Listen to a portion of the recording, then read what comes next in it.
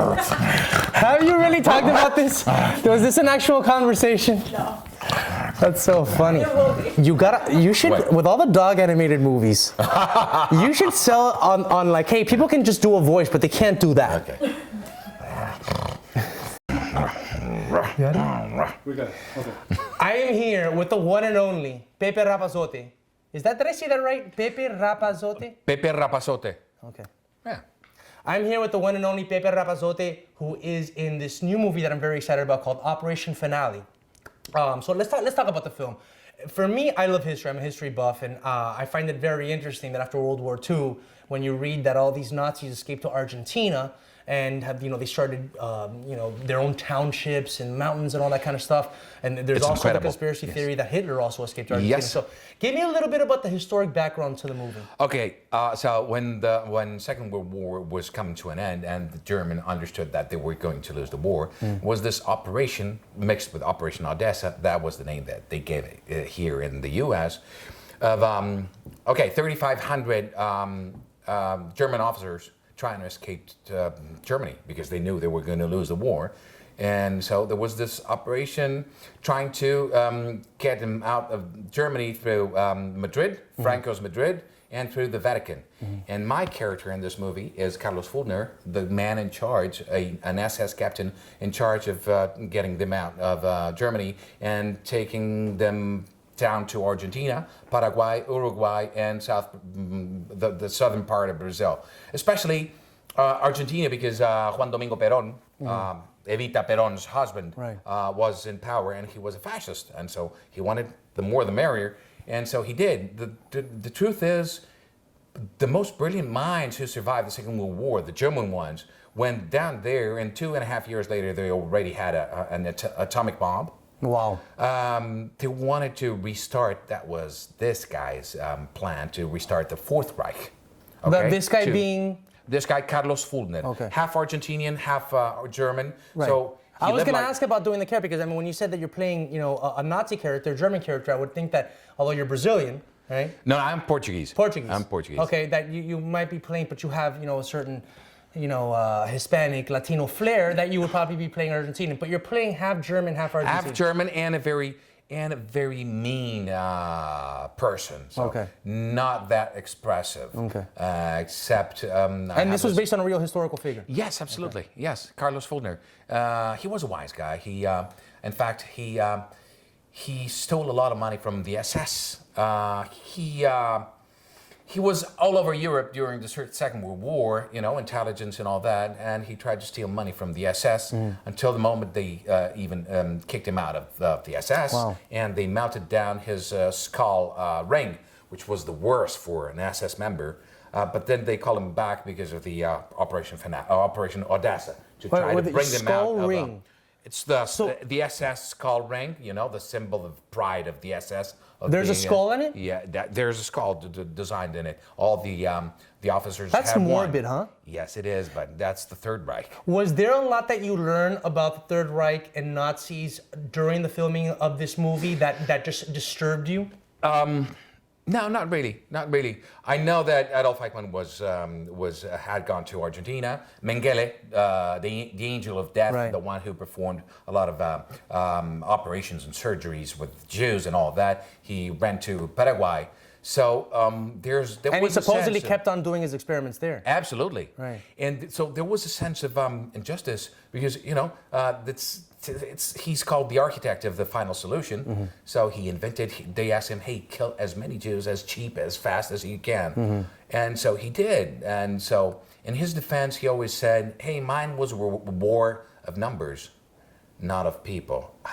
As if you could try to distinguish, hey, we're not talking about screws or rubber bands. We're talking about human beings, right? Yeah.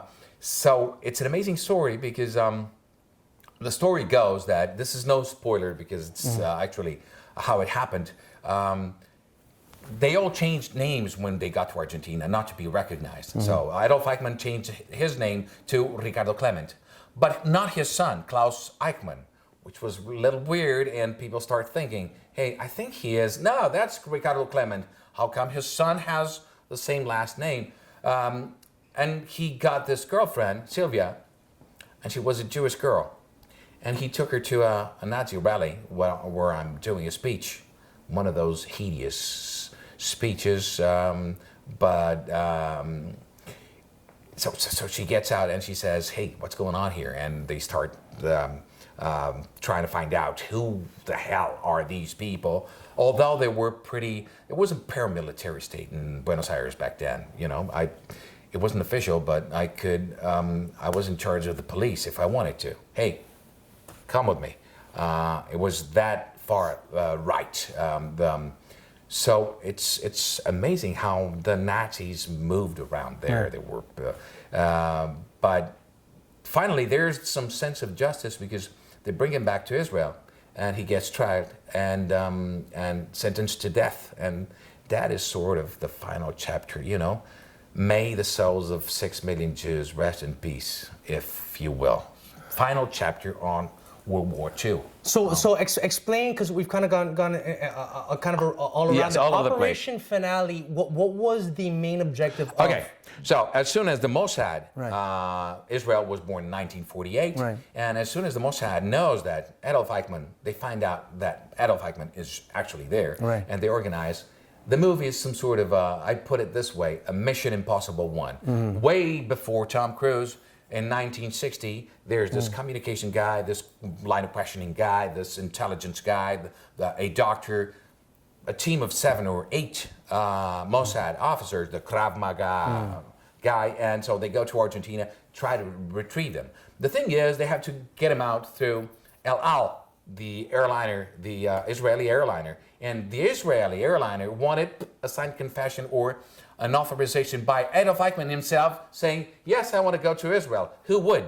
And that's the amazing part of the story. Mm-hmm. Peter Malkin, the head of the Mossad, was for a week with them trying to convince him, come with me, you'll have a fair trial. You can say anything you want at the trial. He knew he was already convicted before he went there, but even then, he did. It was television, it was live to all over the world, and so he could say, Okay. God bless you. And so it's amazing. That is the most amazing part, to get a signed permission, consent to go there. But they wanted the signed confession before he actually got on the plane? Not a confession, but I'm willing to go. Otherwise, he would have never. They couldn't have forced him. So Operation. The thing is, they didn't want to kidnap him. Otherwise, they would have killed him on the spot, right? They wanted to try him and to take him to trial, and actually they did, but they needed a consent from him. Otherwise, it would be kidnap and a fake trial, of course. Did they have to do this underneath the supervision, or did they have to go around the Argentinian government? Did they have to do this? Absolutely. They were hiding, and that's part of the movie. That's for a week the airplane is late, so they have to go to a safe house, and all Argentina, all Buenos Aires is after them. The Tacuaras, which is the Nazi youth in Buenos Aires, the police, myself, supervising all of that, and we're after them, who were hiding, and finally they get away in the airplane. So it's some sort of Mission Impossible mixed with this final chapter of there's a little sense of justice in the movie, of course. Now, when you play a character like give me the name again. Carlos Fulner. Okay. When you play a character like Carlos Fulner, what do you do? I mean, there's different types of acting methods, like the method acting, to just get in the mind of this character, and some people don't necessarily feel they need to do that, and they just kind of like get in their own mode. When you're playing an evil character like this, what is going through your process to get to that? You know what? Everything I read, there's a lot of things written about this mission, this Operation Finale, and there's a lot of things about Carlos Fulner. He was a wise guy. From all the Nazis he brought to Argentina, he gave them jobs, and he kept a percentage, so he was making money. He was like a mafia man. He even started the Fulner Bank, a bank with his name. Wow. The company's name was Capri. So he was a rich guy. He wanted to make money. Doesn't matter really. I'm sure. And I only know a couple of pictures of him, but you can see that he's a prick. He's a wise guy, a prick, and a mafioso. Did he ever show up in your dreams when you were playing them? No, absolutely not. Do you have crazy dreams when you play a character in a movie like this? No. This is, you got to, I tried to, well, I tried to think about this guy because everyone writes about that he wanted to make money. Right. He wanted to make money. So it could have been Nazis or commies. So it doesn't matter. It really doesn't matter, you know. He wanted to make money. So I'm not thinking about this guy who, by being, although people say he was, and he was mean and cold, I don't know how much of that was an act. At least in the movie, it is an act. Right. Hey, I want to convince everyone to join the cause.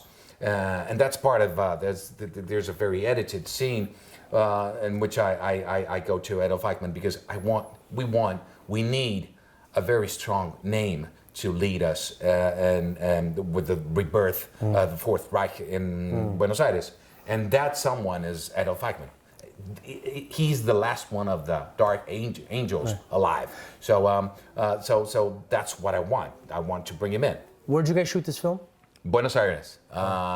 95% of the movie. Is this a part of Argentinian history that Argentinians are comfortable talking about? Are they aware? Is this like, you know, a chapter that's... They weren't at first. There was this phase they weren't, but hey, everyone knows about it, and especially there was this general 200 years ago who killed all the indigenous there. All the Argentinian Indians were killed.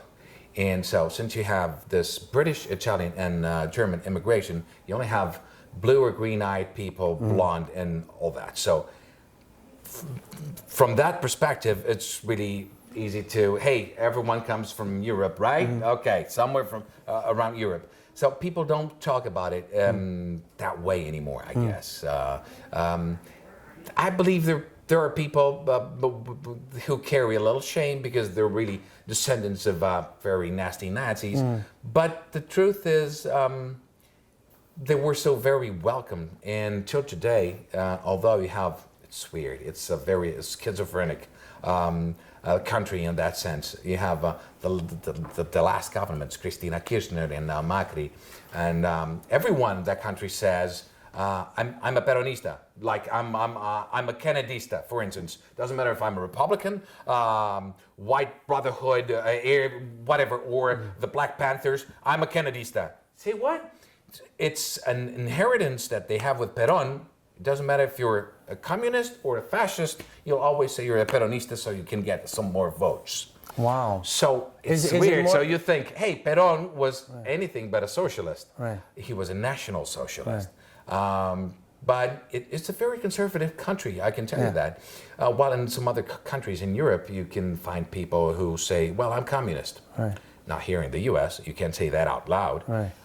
But in Argentina, you can listen, some people will tell you, I'm a national socialist, I'm a fascist. Right. Yes, for sure.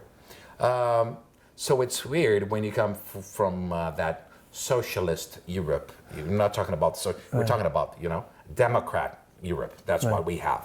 The Socialist Party is the equivalent here to a Democrat. Right. But we have that. We're not used to listen to people saying I'm a fascist. Right. But, you know. Well, what's interesting about this is that, you know, especially one of the most pivotal parts of our history, you know, the global history is World War II. Absolutely. World War II. And, you know, Latin America doesn't seem very involved in that. But this epilogue that seemed to happen with the Nazis going down to South America and that they, you know, kind of set up shop there and tried to revive it. It's amazing. Yes, it's important. It was a safe place. You know, there was this I don't know what the biggest ship in the Navy. What's the name here in the Cruzador? The Queen Mary? I don't know. The biggest ship in the Navy, you know, where the admiral goes and bigger than the carrier. Oh, you mean like the warship? No. The warship, yes. Yeah, okay. They were in pursuit of a German warship, the Bismarck, and they went all the way down to South America, to Mar del Plata and Buenos Aires during the Second World War. The British navies were, you know, he couldn't get out. So the captain, the admiral, just sunk the ship in Mar del Plata so the Allies wouldn't get it. Right. So it was a safe haven. You know, it was the safest of places to go to. Let's go to Argentina. Okay, we're safe there. And the truth is, it was the golden years for Argentina, the Second World War, because they were supplying all the world with everything you can possibly imagine. So that was the part of Argentina and all this, and especially afterwards. And it used to be the 8th economy in the world. And go figure. Right now, it's just like Turkey. You know, Turkish lira and Argentinian peso. It's okay. But it's actually amazing to have been part of such an amazing story. This is an amazing story. And probably one day we'll get to know something, you know, conspiracy theories about Hitler being there. Who knows? There are some pictures just like the monster of the Loch Ness in Scotland, right? Yeah. No, you see the mustache. You can see that. You can actually see that. No, you can't. Come on, that's a bug. Come on, that's, you know. That's hilarious. That's awesome, and I think that, you know, as if you went to Argentina and kept the mustache if you wanted to go undercover, right? I know. So. And that wasn't exactly like a popular mustache. Yes, ever. Yes, absolutely. Let's be honest. Ever. No one else wanted that mustache.